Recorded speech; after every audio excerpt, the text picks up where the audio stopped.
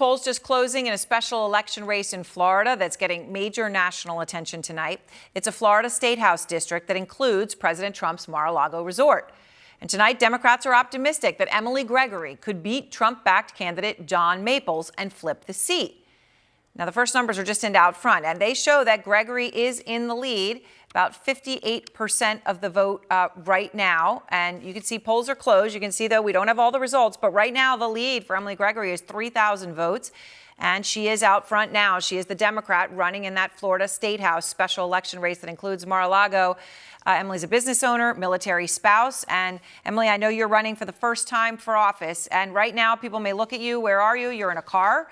You're on your way literally to your watch party. And you're seeing the same numbers we're seeing right now. Obviously, you're ahead. All the numbers aren't in yet, though. How confident are you right now that you'll win? Aaron, this is so kind of you to have me on. It's early, so we're feeling confident. What we're confident in is that we were talking about the right issues, and we were, knocking all of the doors and doing all of the things to get in front of voters and really hear their concerns. And we heard over and over again, property insurance, healthcare, and education, and that's what we focused on. And we're feeling hopeful for tonight. So why do you think voters in your district responded to you and your campaign? I think they responded well because I am from here. This is my home, and I love this area. I'm from like 20 minutes north, and I love South Florida so much, and I did not think we were getting the representation we deserved in Tallahassee. So I decided to get off the bench and make a run for it, and I'm really proud. I'm really proud of what we've built. So President Trump won your district, Emily, by more than 11 points in 2024, right? So it wasn't really one that you would think a Democrat could come in and win. I mean, was his presence and Mar-a-Lago, all of that, was that a part of the race at all or not, as far as you see it? For me, not so much. I think my opponent put it front and center, and I focused on the issues that matter most to Florida families. Everyone is feeling that affordability crisis, and the last thing that Florida families needed when they're struggling is $4 gas. So that is what I spoke about, and that is what I talked to voters about. So it wasn't as much a factor for me, but perhaps my opponent focused on it. If you win, President Trump's going to be one of your constituents, right? That's the reality. Mar-a-Lago happens to be in the district, right? If you win, and obviously endorsed your opponent, we know that. But is there anything you'd say to him, if you are the winner here? I would be happy to have a conversation, and all 180,000 residents of District 87 are my priority if I'm so lucky to serve. So I will put them all with equal weight. And Emily, I want to ask you one other thing, just, as you're talking, and I know, you're a military spouse, and we're, in a war now. There are thousands of troops heading to the Middle East. How does all of this weigh on you and your family and those closest to you now?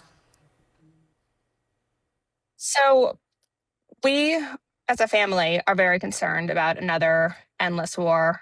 Of course, it's outside of the scope of the State House, but it does have personal ramifications for my family.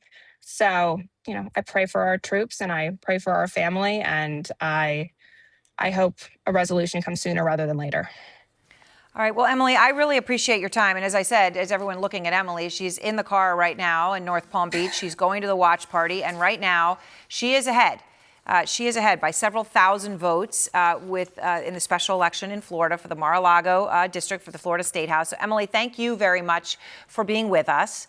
And Harry Enten is out front here to tell us something we don't know. And, we got a lot of things to tell you that you don't know. And Emily, obviously I gave the numbers, right? Trump won that district by 11 points, right? So she's saying she didn't talk about Trump. We just got some new numbers. All right, yes, let's show them up because I was looking at them. How much ahead, Lindsay? Okay, here we go. All right, so she's up 3 or 2.5. She's up. But look at the percentage of the vote. Wow. Yeah. 99% reporting. Yeah. That means very likely she is going to win in a district. Yeah, 780 ahead. So, Look, that's a tiny margin, but you can look at the votes, 99 in. This is looking very good for Emily Gregory right now. Correct, the Democrat. In a district that Donald Trump won by 11 points. That is a massive shift, right? That is a double-digit shift towards the Democrat if that result holds and we have most of the vote in. And what I will say, what is so important, it is happening now in Donald Trump's backyard, but it has been happening across the country. We have seen these massive shifts in these special elections. I looked at all of them. Okay, so far to date, the state legislative, the federal special elections, and what no matter what it's for, no any matter special election. Correct, for state legislative or federal for Congress. And what we've seen so far is a shift to the Democrats on average of 12 points. We have seen a shift of 12 points from the Kamala Harris baseline, from what we saw. Which is about where this race looks like it's exactly right. Yeah. This is emblematic, Erin, of what we have seen nationwide, which is a double-digit shift towards the Democrats versus that 2024 baseline. Right. And actually, well, you could tell me whether my math is right. If it's slightly larger. It'd be slightly larger. Slightly larger. So what does this mean then for the midterms? Because you're taking, special elections of all sorts in all places. But now let's talk about the national midterm. Yeah, okay, we'll talk about the national midterms. There's a reason we're talking about this, and it's not just because it's in Donald Trump's backyard, though that's part of the reason why. It is because, historically speaking, special elections have forecasted what will happen in the midterm elections. I went all the way back, since I was in high school, back to the 2005-2006 cycle, and every single time that a party outperformed the presidential baseline in the next midterm election, what we saw was 5 out of 5 times that party went on to win the U.S. House of Representatives. So what is happening right now in Mar-a-Lago is unlikely to stay in Mar-a-Lago. It is likely to expand nationwide and to expand in the midterm elections as well. All right, so tell me something else I don't know. I will tell you something else you don't know, Erin Burnett, and that is Donald Trump voted by mail in this special election. Wait, I knew that. You knew that. That was the one thing I did know.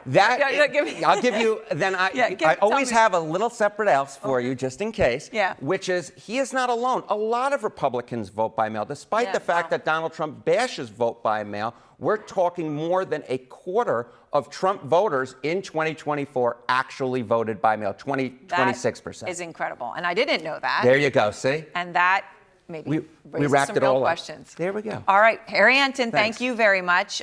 Looking as if Emily Gregory, we don't have the final results, 99%, but obviously looking very good for Emily Gregory, the Democrat in the Mar-a-Lago, Florida State House seat. And we can now project that Emily Gregory will win Florida's special state house election in the district, which includes Mar-a-Lago. She has flipped that seat. Trump won that district by 11 points, but she has now flipped it. She has beat John Maples. Trump endorsed him. And you just saw Emily Gregory here a few moments ago. Why does she win? She said she ran on the issue of affordability, affordability, affordability, and how that broke down things like property taxes. But we can now officially project that that message won, Emily Gregory won, and she is headed to the Florida State House, flipping a district that Trump had won by 11 points.